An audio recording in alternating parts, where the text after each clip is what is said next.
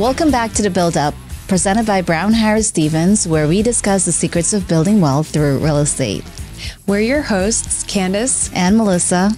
Thanks for joining us today. So before we get into it, let's address the elephant in the room, which is, why are we trying to start Tentacle? I mean, it's just who we are at this point. I've accepted it. I know. I mean, after like our decade marriage, I guess we started dressing the same. I mean, this is really next level, though. Yeah. It's so specific. Hey, at least it's not red this time. I know. It's such a specific look. And we came in today matching for our finale, but promising our listeners that this was not done intentionally. Exactly. This is not our new build-up uniform. But today is a bittersweet day because it is the season 2 finale, and we had so much fun this season. We had so many amazing guests, each who tackle a different type of real estate investing strategy. They each have their own philosophy, their own struggles of, how they got where they were today. And all around, I can't believe that the season already came to an end. I know. It was a pretty dynamic group we had, and I think everyone had their own bits of advice and their own struggles and their own journey, like you said. So it was really interesting to hear everyone speak. And I mean, I walked away with a lot of knowledge and inspiration as well. Definitely. And season 2 started off a bit atypical. We actually recorded our very first episode live at the New York City Real Deal Forum with Sam Charney, who's a really established, very prominent real estate developer here in New York City. So it was a really interesting first way to kick off the season. Yeah, it was actually very spontaneous, and we had a last minute kind of switch up, but I think we navigated well. I think we're kind of getting the hang of this, right? And he was very interesting to hear speak. I mean, he talked a lot about his journey here in New York City, some new legislatures that came out, and I think he had some really good tidbits. I mean, it's not finalized yet. We're still going through it after the whole season, but he had a lot to offer, I think. Definitely. I mean, the new 485X tax incentive just came out right before that forum. So that's like all anyone could talk about at the Real Deal Forum. And he was actually perfect because that's what he does, right? Right. He's a developer. So it really affected him. So it was great that we were able to, in real time, get his insights on how is this new legislation affecting him or not. And so, with any new legislation, there's often a lot of gray areas, similar to when opportunity zones came out. It was really unclear as to many unanswered questions about it. And the 45X program wasn't very dissimilar. And so it was really interesting to be able to talk about that with him in real time. Exactly. Also, what I thought was interesting is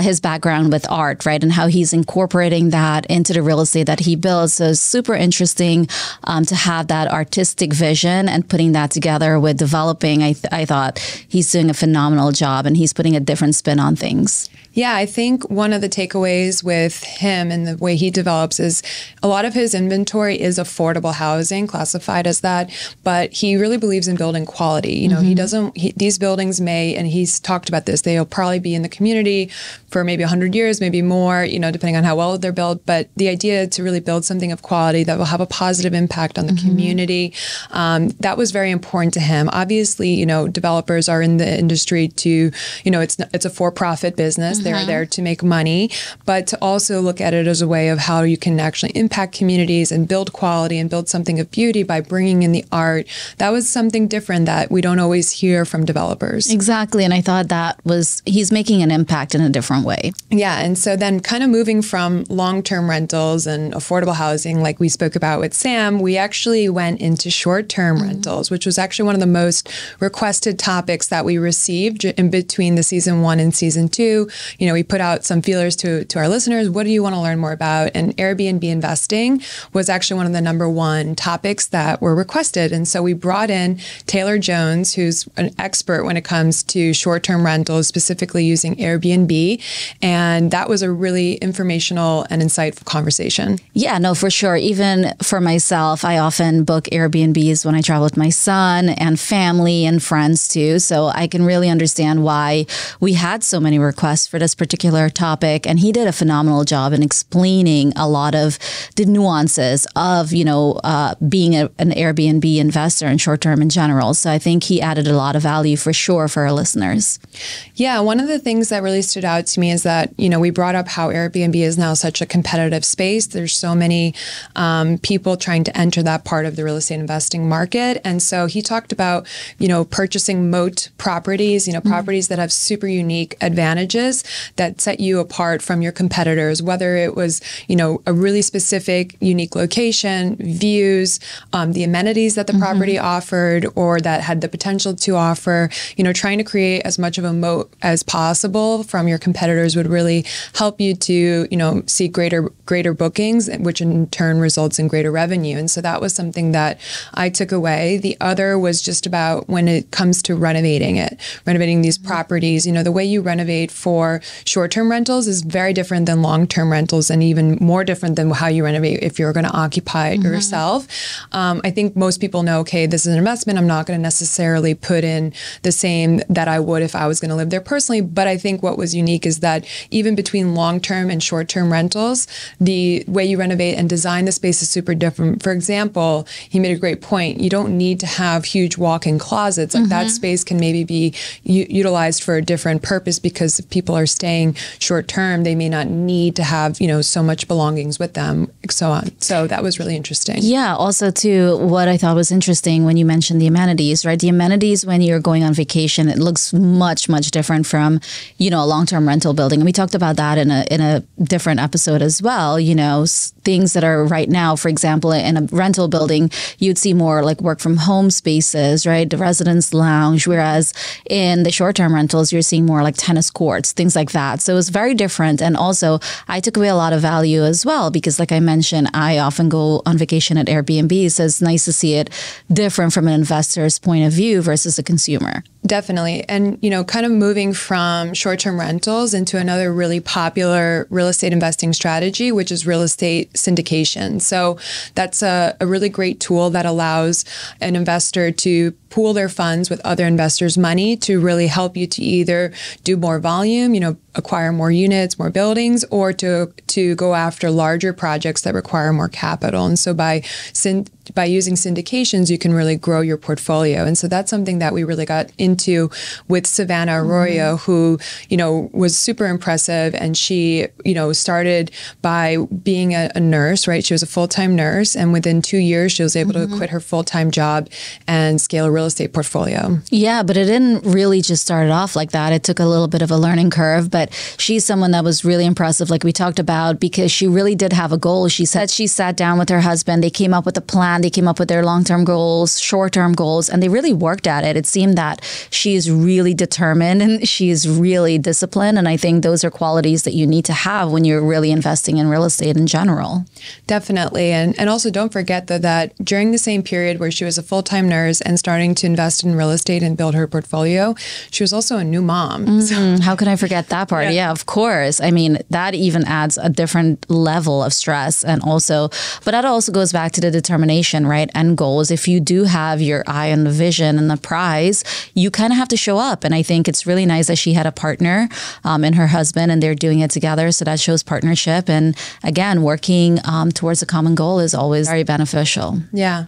And I love about her too, kind of going back to Sam, that we had the fortune of speaking with a lot of investors who weren't just focused on returns. Of course, that's like a primary focus. But with Savannah, she used all of her experience and the knowledge that she built investing in real estate to help other healthcare professionals, build wealth through real estate. So she wasn't just holding on to all of that for herself. She's giving back now to her previous coworkers and peers, really helping others to achieve the same financial freedom that she was able to find. Yeah, 100%. And I think that's why we really resonated with her as a guest, because we ourselves are doing that. That's the whole point of this podcast, is to really empower people to utilize real estate as a wealth-building tool. But the fact that she's giving back to her particular, industry, that's been really great to hear. And again, we're just going to keep preaching real estate to build wealth. Let's switch gears a bit. Let's talk about the conversation that we had with former pro golfer Scott Aaron, who then turned into a real estate developer once his playing career ended.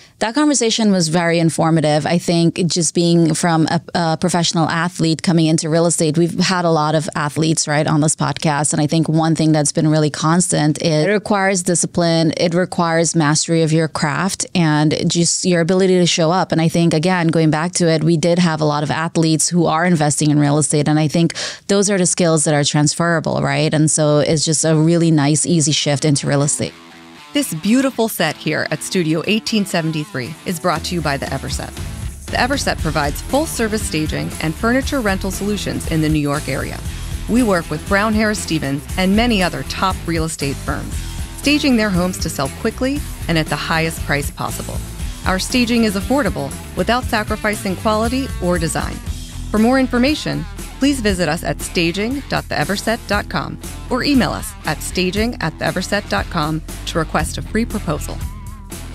Definitely. I mean, I can relate. I mean, I was never a professional athlete, but I was a very competitive equestrian before getting into real estate. And so I definitely can see how that training as an athlete really helped me to transition into real estate because there were so many of the same, qualities and skills needed to be successful.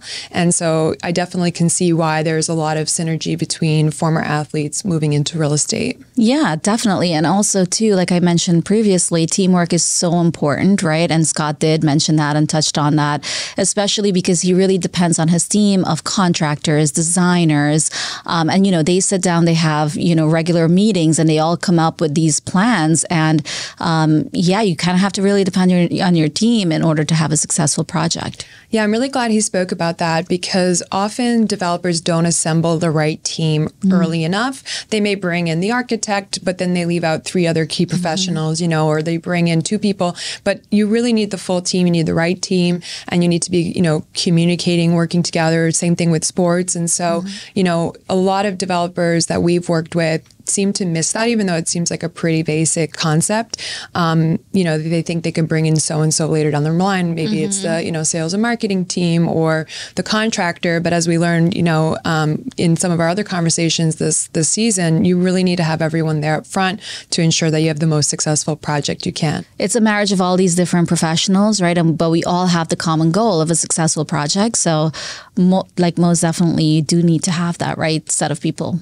Definitely. And it's a perfect segue into the next conversation that we had with Angela Salvatore, who has her own consulting and construction firm, because she very much aligned with this idea of, being involved very early on, because often the contractor's not brought in until, after there's plans and they're like already made a lot of decisions or even the building's been built, right? But the earlier you can bring in someone like a contractor who's essential to real estate. Without construction, there is no real estate. So why are we bringing them in down the road? Shouldn't they be brought in before you even buy the project or buy the site to understand, okay, what is this going to cost me so I don't overspend on the actual acquisition and then I'm now trying to, chase the market. Oh, I have to hit these hurdles. I mean, it doesn't work like that. Right. And first of all, that conversation was just so much fun. I love how brutally honest she was. And look, that's refreshing. We've had a lot of people being so censored. And I think it was really surprising to hear, with her hospitality background that she came into construction. It was just so different. But I think it was so surprising to hear that hospitality can be more brutal than construction. I mean, that was kind of a wake up call for me. Yeah. I mean, I was also surprised by that, but it doesn't sound like her experience as a woman in construction or just in construction in general has been easy. Yeah, it's not easy at all. No, but yeah, I'd like to hear her say that even hospitality was that much more hostile was definitely eye-opening. But she talked a lot about the importance of having an owner's rep, especially if you are a newer developer or newer to real estate investing. I mean, we don't know what we don't know. And by having an owner's rep, they can help mitigate risks. They can help guide you through the process. And all of this ultimately ends up in a more successful project, which means more money in your pocket. So she really, hammered in the idea of having an owner's rep if you're new to the process, especially. Yeah, that's well said. And look, like that's why we have this show. A lot of people have blind spots, and we have we have our guests on here to really highlight those things, right? Of what you should be looking out for, and hopefully shorten the learning curve for a lot of our investors who are tuning in. Yes, so someone else who was also in hospitality and who still is the next guest that we had, which was Sean Moman. Watching his grandmother as a young child, build a career in catering really first introduced him to the hospitality industry and really taught him the importance of building relationships, working very hard, the importance of hospitality in your business. And so that was really another great conversation. Definitely. I really enjoyed his, having him as a guest, hearing his story. And I think a lot of our viewers did as well, because that was our most downloaded episode of season 2. And I think it has to do with just him being honest, right? And just being open about not just his success, but also his struggles. And we both relate to his story of how hard he worked. He worked from the bottom up. And I think, in this kind of day and age, we've talked about this multiple times, but is the idea of instant gratification. A lot of people come into, especially real estate, wanting to just make so much money and just be like the star. But it takes a lot of work, right? And you and I have been, we have our own experience with that, but it's really nice to hear it from someone else in a different part of the industry. Yeah, and sometimes you feel alone. Like, am I the only one who really had to pay these dues? But he was so open, saying how he started out as a bar back. He took a lower salary just because he wanted the experience. So again, really was refreshing to have someone else share their story that kind of mirrored a little bit about how we went through our real estate career. And now he's not just in hospitality. He also started his own successful title insurance business, which, as you know, is part of almost every single real estate transaction. Yet so few homeowners and investors even know what title insurance is or why you need it. So it was great to have him really kind of better explain that. It's always better from the expert directly. Of course. Title insurance is really, really important, but it's not often talked about. It definitely helps you to mitigate risk. And a lot of our investors, I think they need to be aware of that, right? But I think also going back to, what we were talking about before with Sean, I think his ability to be so vulnerable in, hey, I'm not just successful right now, but I've had, some setbacks. And he talked about his investment in the Hamptons and how perhaps it's not going according to plan. But look, a lot of people don't talk about that part of real estate and their investments. So it was really nice to have that perspective as well. You're going to probably get into a lot of investments. They're all not going to be 100% successful. So it was nice to hear that other perspective of it. Yeah, I think it's only natural that we're going to focus on what's gone well with these guests. And I mean, we do try to always ask them what lessons did they learn and what were some of their hardships, but not naturally they're on our show because they're successful. And that seems to rise to the top of a lot of conversations. So it's also great for ourselves and for listeners to know, of course, it's a huge risk when it comes to investing. And if you don't, follow the right steps, you can often lose money and be in bad situation. And so, just being reminded of that helps you to be more cautious. And speaking with Ashley Wilson, that was something that stood out to me, that she was very, I don't want to say the word cautious, but she approached real estate investing very disciplined to try to mitigate risk as much as possible. And she is extremely dynamic. I mean, she got into real estate by flipping homes with her father, who was in construction. Then she wanted to scale, so she got into multifamily investing. Now she has a portfolio worth $165 million. And on top of all that, she wrote a best-selling book called The Only Woman in the Room. Yeah, so she was definitely very impressive, right? I enjoy that conversation quite a lot. And like you said, very risk averse, right? But she had the mindset of look, I have my dad as, this background in real estate. Why should I not tap into that, right? Why should I not use that to my advantage? And she did. But again, she was very disciplined and just really looked at all the risks, right, involved. But what I think too, we talked about athletes, and her husband was an NHL player. So she was smart enough to know. And again, going back to her thinking ahead and just really be informed, she knows that his playing career is not going to be so long as with most athletes. And so she was able to say, hey, we don't have this income forever. So she was able to plan accordingly. And again, tap into her, her background of being in real estate.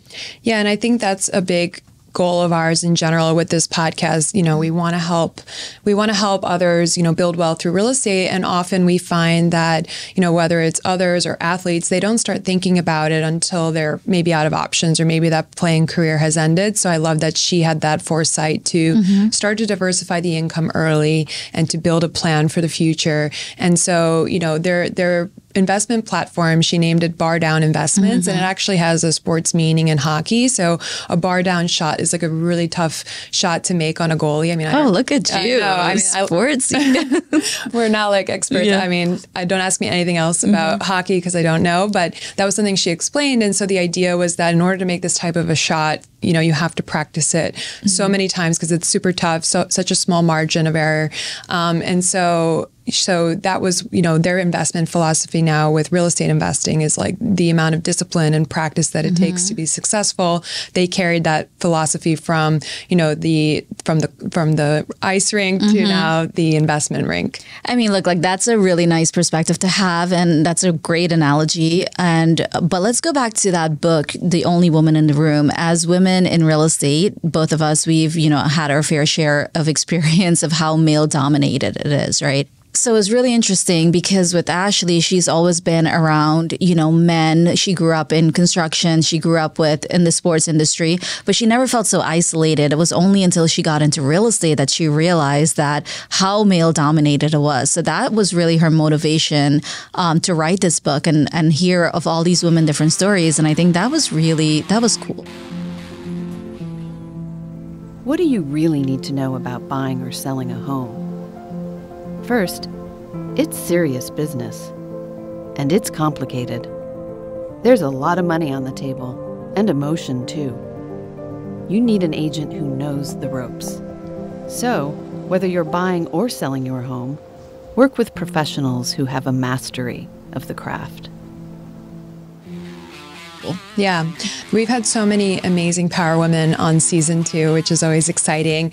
And so was our next guest, Mara Concannon, who together with her female co-founder, they are now owners and operators of an affordable housing portfolio primarily focused in the Texas market. So one big part of her story that was really interesting and inspiring is that, look, like she's worked at some of these big private equity firms, development firms, but clearly she had a lot of motivation to start her own business. It was not super fulfilling for her. I mean, yeah, she did have some really good experience from it, but it really motivated her to want to start her own company. And I think that I really resonated with because, you and I both, we met on the same team at a different company, but we outgrew it. At some point, you have that motivation and that yearning to really start your own and build something of your own. So I really resonated with her. Definitely. But one thing that she drove home, though, which we know well because we have our own business, but is that, being your own an entrepreneur is not for the faint of heart.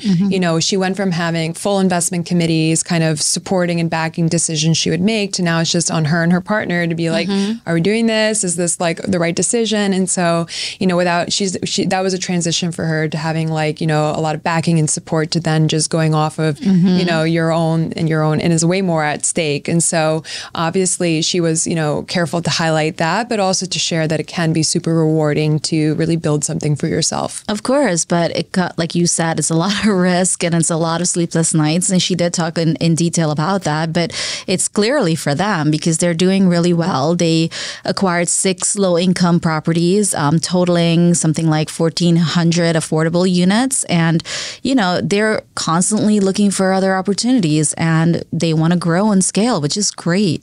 Yes, because affordable housing has been such a hot button topic, amongst our podcast and in general nationwide. And is it really affordable at this point? Definitely not. So, the fact that they're very focused on this sector of real estate investing is essential.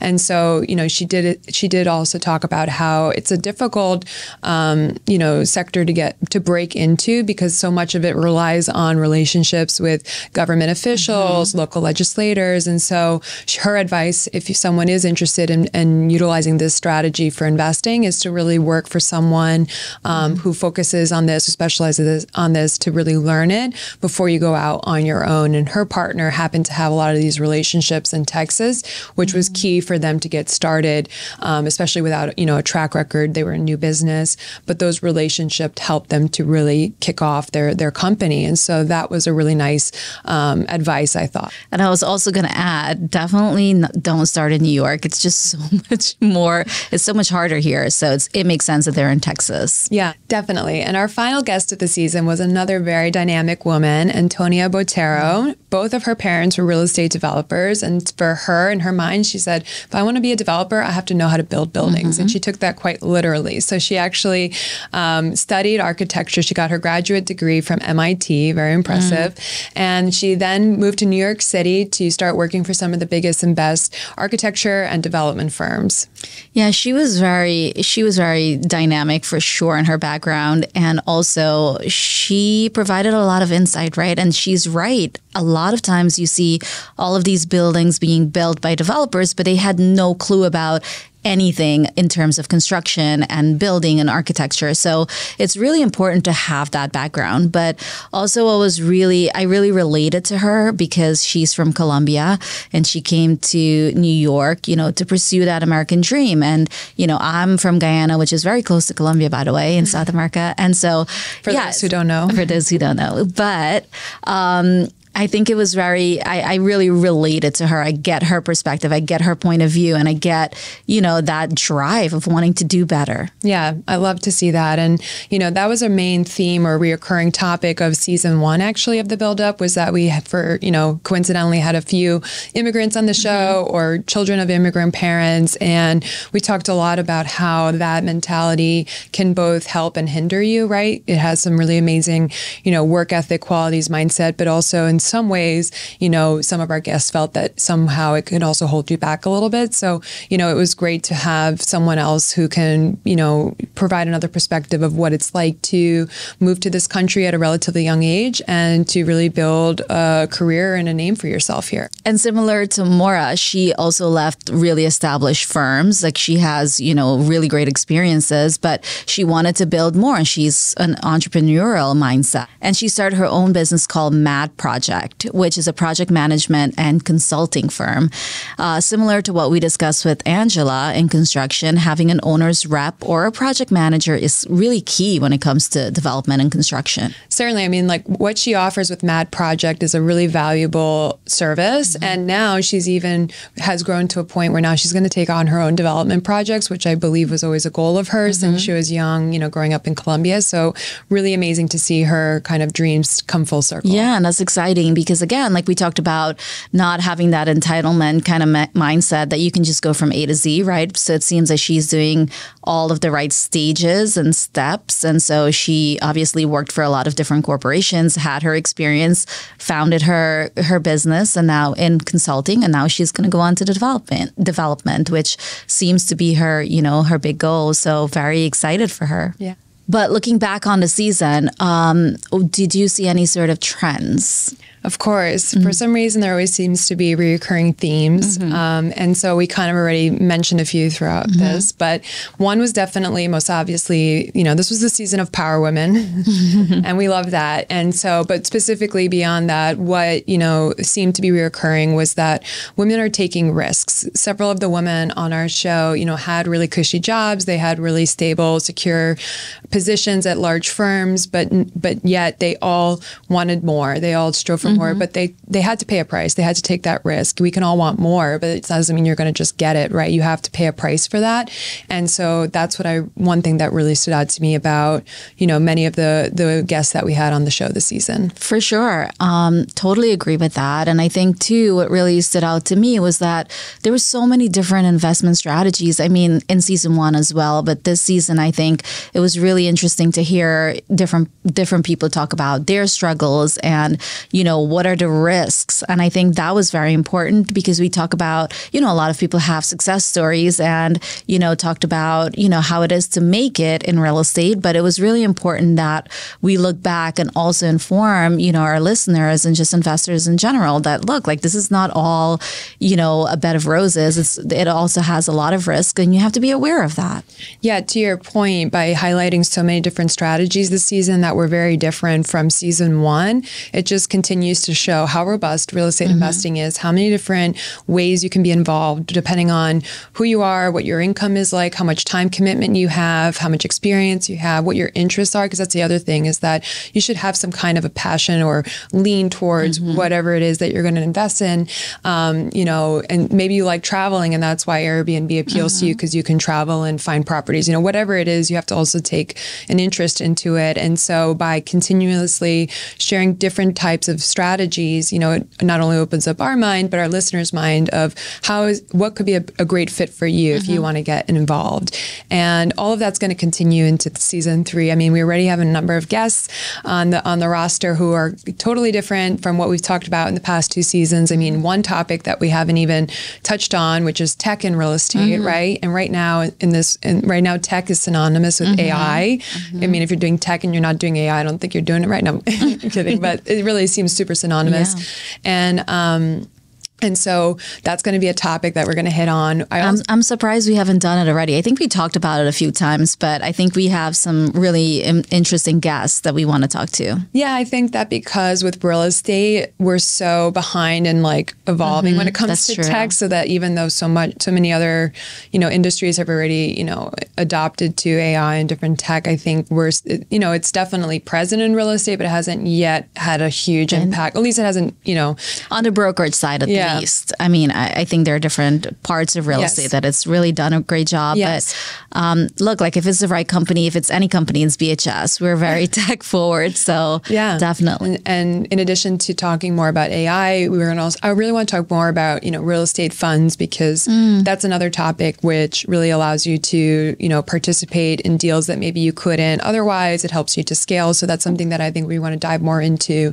And then maybe we even talk a little bit about retail. That's something we haven't spoken a lot about. And we did talk about it a little bit. We talked about it in mostly the headlines, but not so much with the guests. Yeah, exactly. So there's endless more topics that we can talk about in season 3 that we haven't even talked about yet. Of course, there will always be a little overlap, but everyone's, every guest, every investor's experience is unique. So you're always going to learn something new, whoever you speak with. Yeah, no, definitely. I'm looking forward to season 3. I think this season was very successful in terms of our personal goals and what we wanted out of it. And, I'm pretty sure our listeners were happy just based on some feedback that we got. So excited for season 3.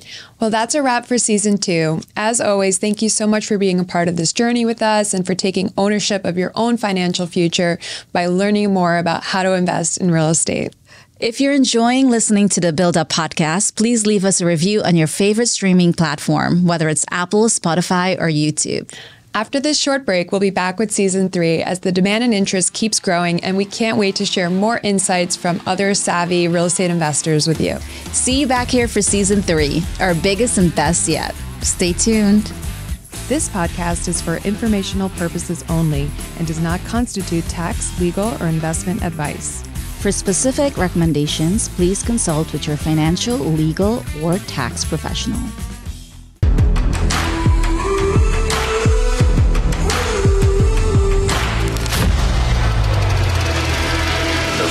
Always leaves your text on red. Leaves your text on red. Built the corporate group with $1,000 loan. Tell us a little bit about how you actually came from. Welcome to the Build Up, John Roa. Thanks for having me. We're coming to you here from Studio 1873. It's not 57% over. 7 million. So then, cheers.